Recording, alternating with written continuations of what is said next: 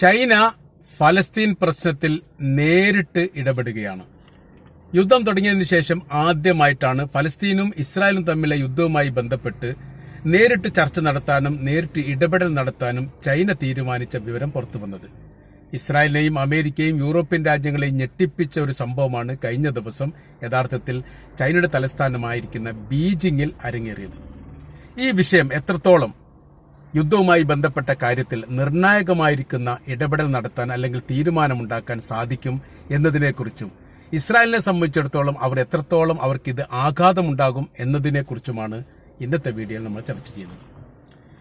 യഥാർത്ഥത്തിൽ ഹമാസ് എന്ന് പറയുന്ന രാഷ്ട്രീയ പാർട്ടി ഗസ എന്ന് പറയുന്ന പ്രദേശം ഭരിക്കുന്ന സംഘടനയാണ്.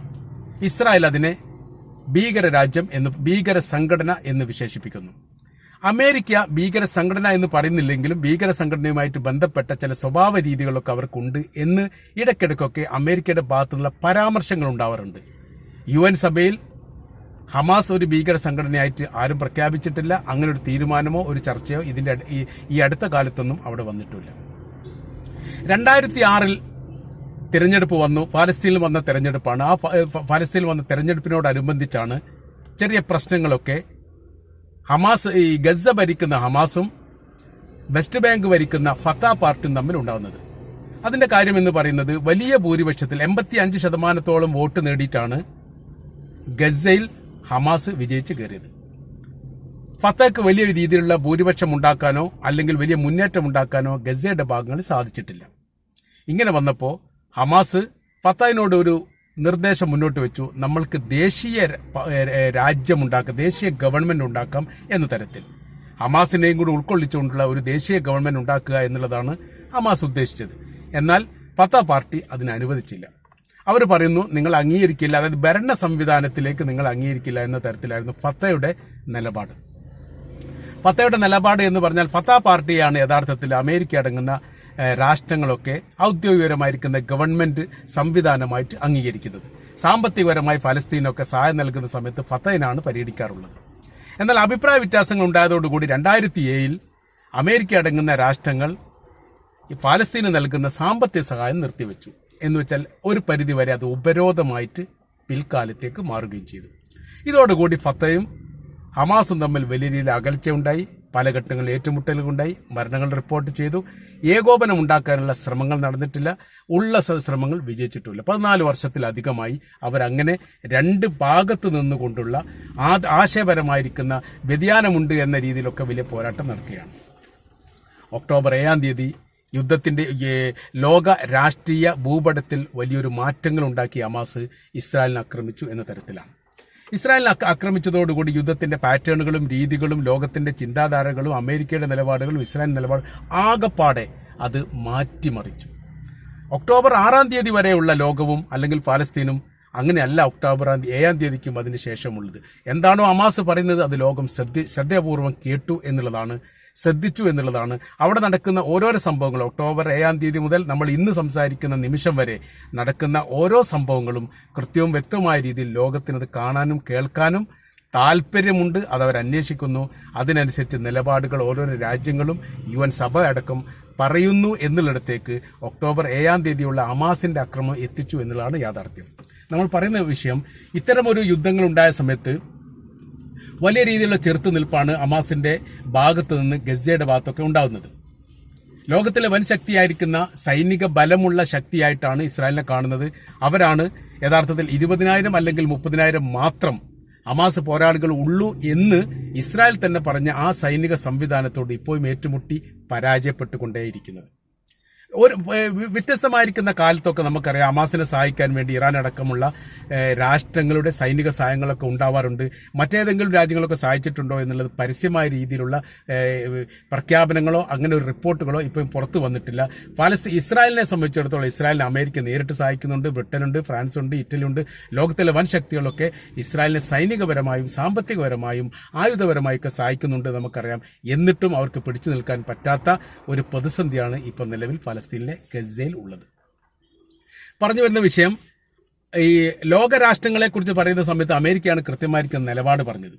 റഷ്യ ഏറെക്കുറെ ഫലസ്തീൻ അനുകൂലമാണെങ്കിലും ഫലസ്തീൻ ആയുധങ്ങൾ പരസ്യമായി നൽകിയിട്ടുണ്ടെന്ന് ഇതുവരെ പ്രഖ്യാപിച്ചിട്ടില്ല. അങ്ങനെ പോകുന്നതിനിടയിലാണ് ഈ പൊടുന്നനെ ഒരു നിലപാട് മാറ്റം അല്ലെങ്കിൽ നിലപാട് പ്രഖ്യാപനം ചൈനയ്ക്കുണ്ടായത്. ചൈനയെ സംബന്ധിച്ചിടത്തോളം അവരുടെ നിലപാടുകൾ പരസ്യമായി പല ഘട്ടങ്ങളും പറയാറില്ല. രഹസ്യമായിരിക്കുന്ന നീക്കുപോക്കിന്റെ അടിസ്ഥാനത്തിൽ ഏറ്റവും ഒടുവിലാണ് ഒരു തീരുമാനം ഉണ്ടാവാറുള്ളത്. ഈ ചൈനയെ സംബന്ധിച്ചിടത്തോളം ഈ യുദ്ധത്തിൽ രണ്ട് യുദ്ധക്കപ്പൽ ചൈനയുടേത് മെഡിറ്ററേനിയൻ കടലിന്റെ ഭാഗത്ത് വിന്യസിച്ചിട്ടുണ്ട് എന്നുള്ളത് ആദ്യ റിപ്പോർട്ടുകളൊക്കെ സൂചിപ്പിച്ചിരുന്നു.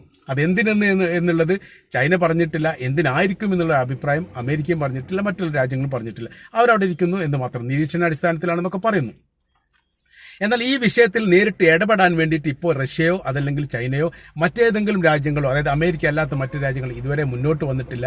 പക്ഷെ ചൈന മുന്നോട്ട് വന്നു എന്നുള്ളത് യുദ്ധത്തിന്റെ പാറ്റേണും രീതിക്കൊക്കെ വലിയ മാറ്റങ്ങൾ ഉണ്ടാവേണ്ട സാധ്യത രാഷ്ട്രീയ നിരീക്ഷകർ കാണുന്നു.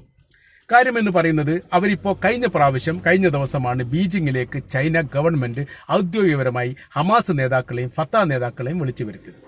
പങ്കെടുത്തത് ഇസ്മായിൽ ഖാനിയ, ഹമാസിന്റെ നിലവിലെ അധ്യക്ഷനാണ് ഇസ്മായിൽ ഖാനിയ. അദ്ദേഹം ഈ പരിപാടിയിൽ പങ്കെടുത്തു. മൂസ അബു മർസൂഖ് എന്ന് പറയുന്ന വിദേശകാര്യ വകുപ്പുമായിട്ട് ബന്ധപ്പെട്ട് അല്ലെങ്കിൽ അതിന്റെ ഡിപ്പാർട്ട്മെന്റ് കൈകാര്യം ചെയ്യുന്ന വ്യക്തിയാണ്. പിന്നെ ഫത്താഹിനെ വൈസ് ചെയർമാനായിരിക്കുന്ന മഹമ്മൂദ് അൽ അലൂറി പങ്കെടുത്തു. ഇവരെ ഒരേ മേശയ്ക്ക് ചുറ്റുഭാഗം ഇരുത്തിക്കൊണ്ട് വരാൻ പോകുന്ന സമയത്ത് അത് യുദ്ധാനന്തരമുള്ള ഗവൺമെന്റുമായി ബന്ധപ്പെട്ട കാര്യത്തിനും അഭിപ്രായ വ്യത്യാസങ്ങൾ, ആര് തമ്മിൽ അഭിപ്രായ വ്യത്യാസം, ഈ ഹമാസും വെസ്റ്റ് ബാങ്കിലെ ഫത്തവും തമ്മിലുള്ള അഭിപ്രായ വ്യത്യാസങ്ങൾ, അഭിപ്രായ ഭിന്നത മറന്നുകൊണ്ട് ഒന്നിക്കാൻ വേണ്ടിയിട്ടാണ് തങ്ങൾ ക്ഷണിക്കപ്പെട്ടത് എന്ന കാര്യം അവർ പറഞ്ഞു. എന്ന് മാത്രമല്ല അവർ തമ്മിൽ ഒരു ഏകോപനം ഉണ്ടായി എന്നുള്ളതും ദേശീയ സർക്കാർ രൂപീകരിക്കാൻ വേണ്ടി രണ്ട് വിഭാഗങ്ങളും ഫത്താ പാർട്ടിയുടെ പ്രതിനിധിയും അതേപോലെ തന്നെ ഹമാസിന്റെ പ്രതിനിധിയും കരാറിൽ ഒപ്പുവെച്ചു എന്നുള്ള ഞെട്ടിപ്പിക്കുന്ന ഒരു വിവരവുമാണ് ഇപ്പോൾ പുറത്തു വന്നിരിക്കുന്നത്. 14ഓളം രാഷ്ട്രീയ പാർട്ടികൾ, വ്യത്യസ്തമായിരിക്കുന്ന പ്രാദേശിക പാർട്ടികളെ ഉൾക്കൊള്ളിച്ചുകൊണ്ടുള്ള ഒരു ദേശീയ സർക്കാർ ഹമാസിനെയും അതായത് ഗസയെയും വെസ്റ്റ് ബാങ്കിനെയും പ്രതിനിധീകരിച്ചുകൊണ്ട് ഒരേ ഒരു സർക്കാർ എന്ന തരത്തിലുള്ള സംവിധാനമാണ് ചൈന ഒരുക്കിയിരിക്കുന്നത്. എന്താണ് ചൈനയ്ക്ക് ഇതിൽ കാര്യം? എന്താണ് ചൈന ഇങ്ങനെ ചെയ്യാനുള്ള കാര്യം എന്ന് പറയുന്നത്?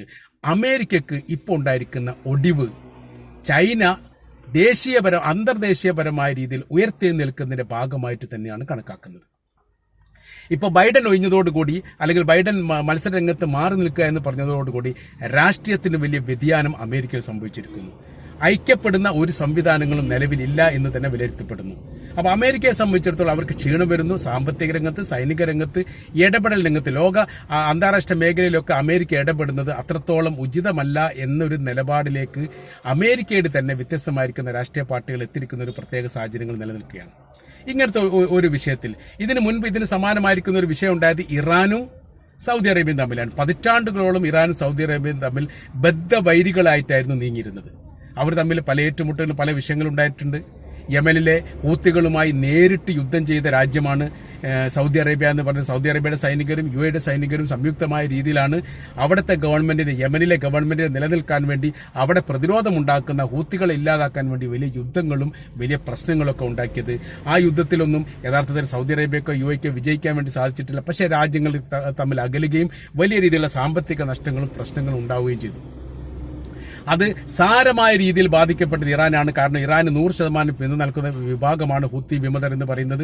അപ്പോൾ അവർക്ക് സൈനികപരമായും സാമ്പത്തികപരമായും സഹായം നൽകുന്ന ഇറാനെ പ്രകോപിപ്പിച്ച സംഗതിയാണ് സൗദി അറേബ്യ ഇതിൽ ഇടപെട്ടു എന്ന് പറയുന്നത്. അതുകൊണ്ട് തന്നെ സൗദി അറേബ്യയും ഇറാനും വീണ്ടും അകന്നുകൊണ്ടേയിരുന്നു. പതിറ്റാണ്ടുകളോളം ബദ്ധവൈരികളായിട്ടാണ് സൗദി അറേബ്യയും ഇറാനും പ്രവർത്തിച്ചിരുന്നത്.